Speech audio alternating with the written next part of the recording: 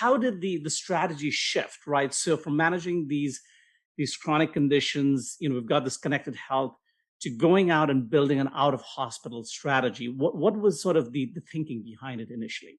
I think it started with our board recognizing that we were beyond a med device company. We're a tech-driven medical device company with a pedigree now in software engineering and management. And so I think it comes with, you can't be a SaaS company unless you know how to innovate with software Hmm. technology. And I think we had proven that at scale with our digital health technologies. We had also proven that we could execute on a transformative strategy well as a team. And so, back in 2015, we wrote a strategy around friction that existed with patients and loved ones trying to navigate in the post-acute space, which providers were best for the conditions they were trying to treat, Hmm. how post-acute and acute collaborate with one another and are accountable to one another, and how and it's the same story. It's how do we manage more patients? We've got a volume of patients landing in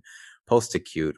We have providers that are struggling with staffing and scaling, and the patients are getting a poor experience, and the healthcare costs are rising. So how do we take costs out, drive Yes. patient outcomes, and drive a good patient experience? The same three things we addressed for sleep therapy, are the same things that everyone's trying to address in post-acute. And the strategy that we focus on, we understood DME because it's a channel we Yeah. distribute through for Hmm. our sleep devices. And so we said DME's got it plays for I think it's roughly 35 million discharges come out of the hospital, and 23 plus million of those on a yearly basis include coordination with DME.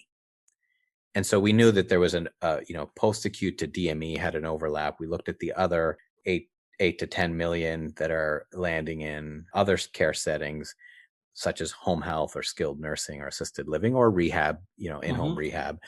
And we said, if you could coordinate between the post-acute networks and reduce the friction, if you could create a pathway but for a patient to choose the provider, to choose their next option for therapy, to have a single view of their health, so that their family can advocate for them in the best way, and if you can allow providers to not burn out their staff and to have a better quality of life, and if you could prove that there's a health economic value to the payer, then you can start healing the system that isn't sustainable today.